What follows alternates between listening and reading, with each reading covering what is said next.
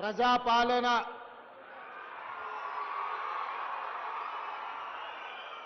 రెండు సంవత్సరాలు పూర్తి చేసుకుంటున్న సందర్భంలో మీ అభిమాన నాయకుడు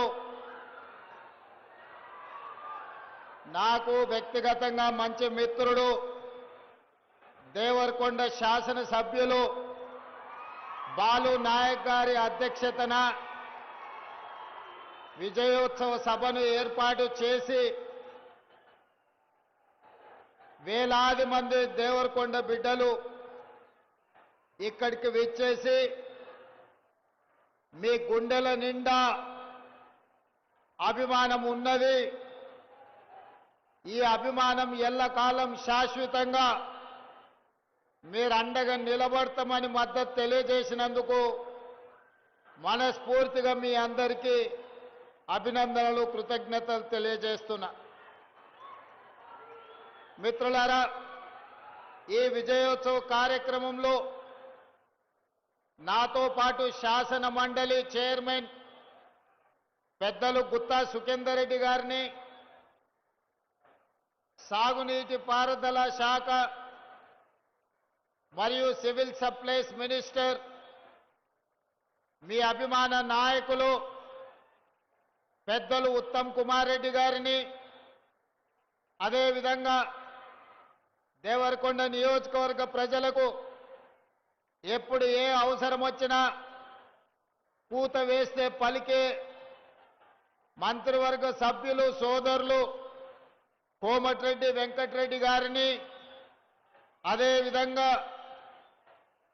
సహచర కమ్యూనిస్టు సోదరులు శాసన మండలి సభ్యులు నెల్లికుంట సత్యం గారిని, అదేవిధంగా మిర్యాలగూడ శాసన సభ్యులు బత్తుల లక్ష్మారెడ్డి గారిని, నాగార్జున సాగర్ శాసన సభ్యులు యువమిత్రులు కుందూరు జయవీర్ రెడ్డి గారిని, అదేవిధంగా తుంగతుర్తి శాసన సభ్యులు మిత్రులు మందుల సామిల్ గారిని, అదేవిధంగా మీకు ఆనుకొని ఉన్న ఈ పక్కనే ఉండే నా సొంత శాసనసభ నియోజకవర్గమైన అచ్చంపేట శాసన సభ్యులు డాక్టర్ వంశీకృష్ణ గారిని, దేవరకద్ర శాసన సభ్యులు మిత్రులు మధుసూదన్ రెడ్డి గారిని, వివిధ కార్పొరేషన్లకు సంబంధించిన చైర్మన్లను,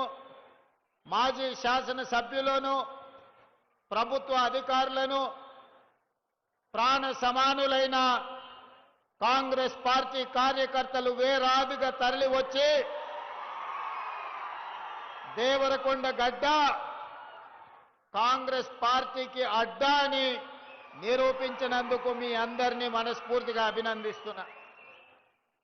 మిత్రులారా, సరిగ్గా 2 సంవత్సరాల క్రితం డిసెంబర్ మాసం 2023 నాడు మీ ఓటుని ఆయుధంగా మార్చి 10 సంవత్సరాలు తెలంగాణ ప్రజల్ని పట్టి పీడించి ఘడీల పాలనను రుచి చూపించిన విర్రవీగుతున్న నాయకులను మీ ఓటు అనే ఆయుధంతో గడీలను కుప్పకూల్చి ప్రజా పాలనను ఇందిరమ్మ రాజ్యాన్ని తెచ్చుకొని మనం 2 సంవత్సరాలు పూర్తి చేసుకొని ఆ 2 సంవత్సరాల విజయోత్సవ సభను ఈనాడు దేవరకొండ శాసనసభ నియోజకవర్గంలో మనం ఏర్పాటు చేసుకున్నాం. మిత్రులారా, ఇవాళ మీరు ఆలోచన చేయండి. ఈ నల్గొండ జిల్లాకు ఒక చైతన్యం ఉన్నది. ఈ నల్గొండ జిల్లాకు, ఈ ప్రాంత గాలికి నీరుకు ఒక పోరాట పౌరుషం ఉన్నది. ఆనాడు నిజాం నవాబులు ఇక్కడి ప్రజల్ని పీడిస్తున్నప్పుడు, ఈ ప్రాంతం మీద ఆధిపత్యం చెలాయిస్తున్నప్పుడు, ఈ ప్రాంతంలో దోపిడీకి పాల్పడుతున్నప్పుడు, ఈ ప్రాంతానికి విముక్తి కలగాలి, భూమి కోసం, భుక్తి కోసం, విముక్తి కోసం సాయుధ రైతాంగ పోరాటాన్ని నిర్మించి ఆనాటి నిజాము ప్రభువులనే దిగంతాలకు తరిమి కొట్టిన ప్రాంతం ఈ నల్లగొండ ప్రాంతం.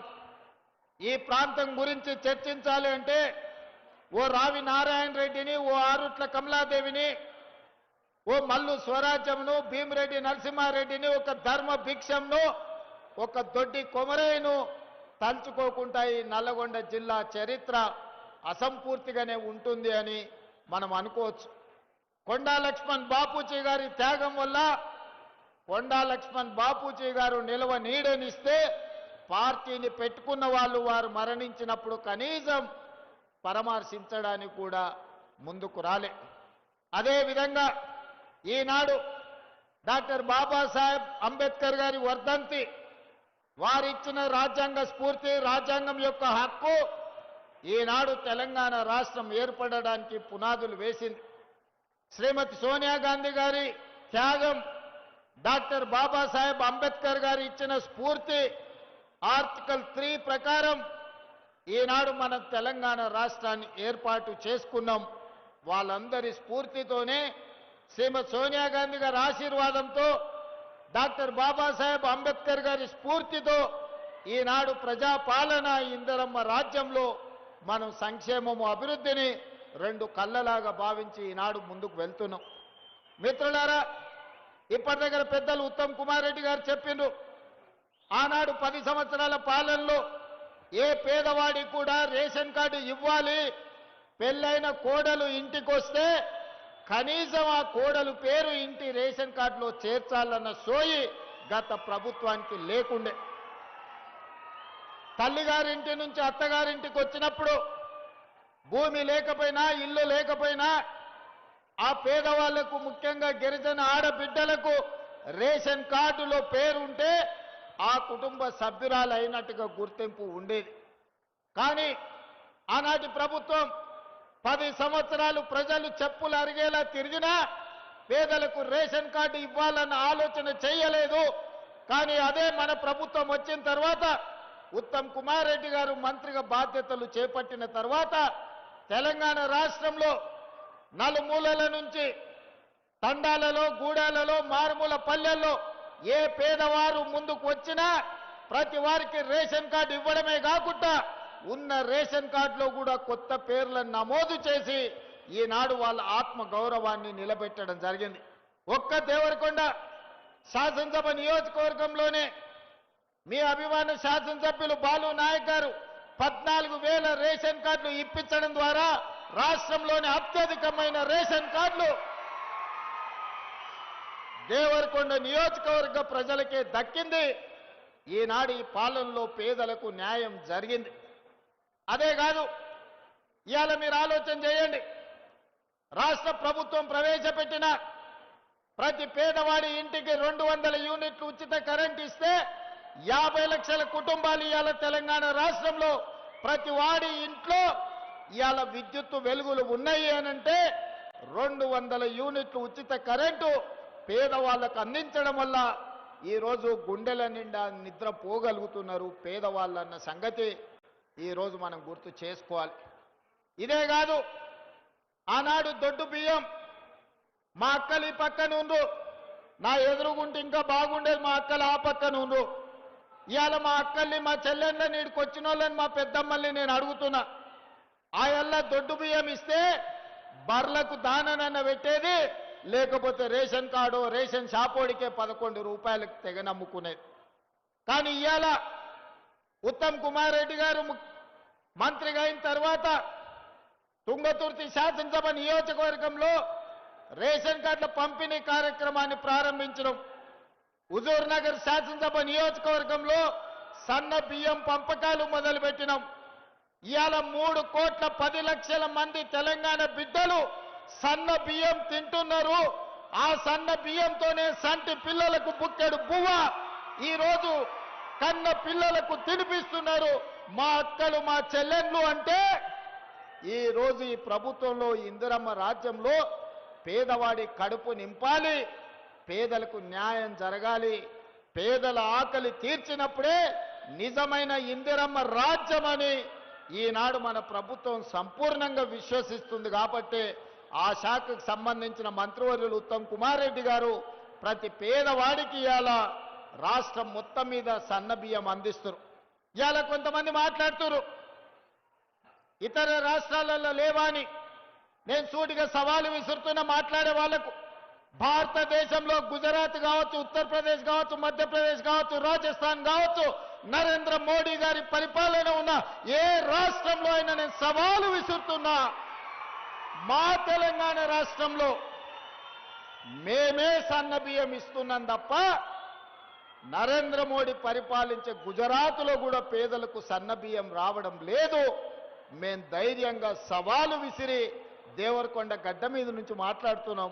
ఇవాళ పేదల్ని మా కుటుంబ సభ్యులుగా భావించి మా కుటుంబాలలో తింటున్న సన్న బియ్యమే ఈ వేదిక మీద ఉన్న పెద్దలు ఏ సన్న బియ్యం తింటుండ్రో 4 కోట్ల తెలంగాణ ప్రజలకి నాడు సన్న బియ్యం ఇవ్వడం ద్వారా వాళ్ళ ఆత్మ గౌరవాన్ని నిలబెట్టి దేశానికే మనం ఇవాళ ఆదర్శంగా నిలబడ్డమన్న సంగతి నేను ఈరోజు తెలియజేయదలుచుకున్నా.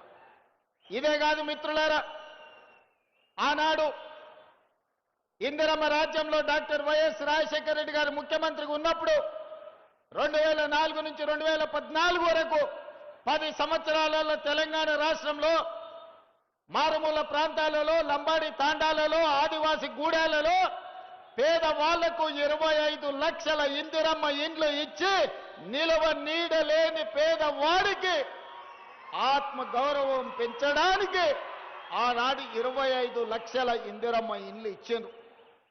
మరి తెలంగాణ రాష్ట్రం వస్తే డబుల్ బెడ్రూమ్ ఇండ్లు ఇస్తా అని ఆనాడు నమ్మబలికిండు ఒక ఆయన. ఇవాళ నేను అడుగుతున్నా, దేవరకొండ నలుమూలల నుంచి 40-50 వేల మంది ఉన్నారు. ఈడున్నోళ్ళకి ఎవరికైనా డబుల్ బెడ్రూమ్ ఇండ్లు వచ్చినాయా? ఎవరికైనా డబుల్ బెడ్రూమ్ ఇండ్లు వచ్చినాయా? అందుకే ఎన్నికల సందర్భంగా నేను సవాల్ విసిరిన, చంద్రశేఖర్ రావు గారు, నువ్వు ఏ ఊర్లో డబుల్ బెడ్రూమ్ ఇండ్లు ఇచ్చినావో గా ఊర్లో నువ్వు ఓట్లాడుకో. ఏ ఊర్లో అయితే 2004 నుంచి 14 వరకు మేము ఇందిరమ్మ ఇండ్లు ఇచ్చినామో మేము ఆ ఊర్లో ఓట్లు అడుగుతాం. నీకు డిపాజిట్ వస్తే నువ్వు విధించిన శిక్షకు మేము సిద్ధమవుతామని ఉల్కలే పలకలే. కానీ దేవరకొండ ప్రజలు నిజాన్ని గుర్తించిండ్రు. బాలు నాయకును 45,000 ఓట్ల మెజార్టీతోని ఇవాళ గెలిపించారు. వాస్తవంగా ధనిక రాష్ట్రమైన తెలంగాణ ఆనాడు ప్రభుత్వంలో ఒకవేళ ఇందిరమ్మ ఇండ్లే ఇచ్చుంటే 10 ఏళ్లలో 20 లక్షల ఇండ్లు కట్టడానికి అవకాశం ఉండే. కానీ పేదవాళ్ల పట్ల ఆయనకి ఏమాత్రం ప్రేమ లేదు, పేదవాళ్ల పట్ల ఏమాత్రం అభిమానం లేదు. పేదవాడికి ఇందిరమ్మ ఇల్లు ఇయ్యలే, డబుల్ బెడ్రూమ్ ఇల్లు ఇయ్యలే. ఆయన మాత్రం 10 ఎకరాలలో 150 గదుల గడిని నిర్మించుకున్నాడు. 2,000 కోట్ల రూపాయలు ఖర్చు పెట్టుకున్నాడు ఆయన ఉండడానికి తప్ప పేదవాడికి 2 లక్షల రూపాయలు కూడా ఇందిరమ్మ ఇండ్లకి ఇయ్యలే. అందుకే మన ప్రభుత్వం వచ్చినంబడే పేదవాళ్ళ ఆత్మగౌరవం నిలబెట్టాలి అనంటే ఇందిరమ్మ ఇండ్లు ఇవ్వాలి, పేదలకు ఈరోజు న్యాయం జరగాలి అని వచ్చినంబడే మొదటి సంవత్సరంలోనే ప్రతి శాసనసభ నియోజకవర్గానికి 3,500 ఇందిరమ్మ ఇండ్లు, రాష్ట్రం మొత్తం 4,50,000 ఇందిరమ్మ ఇండ్లు, 22,500 కోట్ల రూపాయలతోని ఇవాళ పనులు ప్రారంభించుకున్నాం. ప్రతి గ్రామాలలో, దేవరకొండ లంబాడి తండాలలో ఈనాడు ఇందిరమ్మ ఇండ్లు కట్టుకుంటురా లేదా మా చదువుకున్న యువకుల్ని ఒక్కసారి ఆలోచన చేయమని నేను అడుగుతున్నా. నిజంగానే ఆ 10 ఏళ్ళు కాంగ్రెస్ అధికారంలో ఉండుంటే 20 లక్షల ఇందిరమ్మ ఇండ్లు కట్టేటోళ్ళం, 20 లక్షల పేదలు సొంత ఇంటి యజమానులు అయ్యేటోళ్ళు. 10 ఏళ్లలో జరిగిన తప్పును సరిదిద్ది మొన్నటికి మొన్న 2 ఏళ్ల కింద మన ప్రభుత్వం వచ్చింది కాబట్టే 4.5 లక్షల ఇండ్లు ఇవాళ పేదలకు ఇచ్చినాం. ఇదే కాదు, చెంచులున్న ప్రాంతంలో, ఐటీడీఏ ప్రాంతంలో ఎక్కువ పేదవాళ్ళు ఉంటారు, గిరిజనులు ఉంటారని అదనంగా ఇంకొక 25,000 ఇండ్లు ఆ పేదలకు అదనంగా ఇవ్వడానికి ప్రత్యేకంగా జీవో ఇచ్చి గిరిజనులకు, ఆదివాసీలకు, చెంచులకు ఈనాడు ప్రత్యేకమైన ఇండ్లు ఇవ్వడం జరిగింది. ఎందుకంటే ఈ ప్రభుత్వమే పేదలది, ఈ ప్రభుత్వమే లంబడోళ్ళది, ఈ ప్రభుత్వమే ఆదివాసీలది. ఈ ప్రభుత్వం ఉన్నదే లంబాడి సోదరులకు ఎస్టీ రిజర్వేషన్లు ఇచ్చింది ఇందిరమ్మ. మీ ఊర్లో చదువుకున్న జైపాల్ రెడ్డి ఆనాడు కష్టపడి దేవరకొండ బడిలో చదువుకున్న జైపాల్ రెడ్డి లంబడోళ్లను ఎస్టీలో ఇవాళ చేర్పించాడు. ఆడ ఈడ కొంతమంది కుట్రలు చేస్తారు. ఎవరెన్ని కుట్రలు చేసినా గిరిజనుల మధ్యలో పంచాయతీ తెంచి అందరు కలిసి ఉండేటట్టుగా ఈ ప్రభుత్వం ముందుకు తీసుకెళ్తే తప్ప ఒకరికి అన్యాయం చేసి ఇంకొకరిని ఏదో చెయ్యాలన్న ఆలోచన ఈరోజు మన ప్రభుత్వానికి లేదు. అదేవిధంగా రైతు రుణమాఫీ కావచ్చు, 1,00,000 రూపాయలు అన్నాడు, 4 విడతలు అన్నాడు, మిత్తి కడతాను అన్నాడు. శివరాఖరికి రైతుల నెత్తి మీద అప్పు పెట్టిండు, చేతిలో సిప్ప పెట్టిండు, ఆయన పోయి ఫామ్ హౌస్లో వండుకుండు. కానీ రుణమాఫీ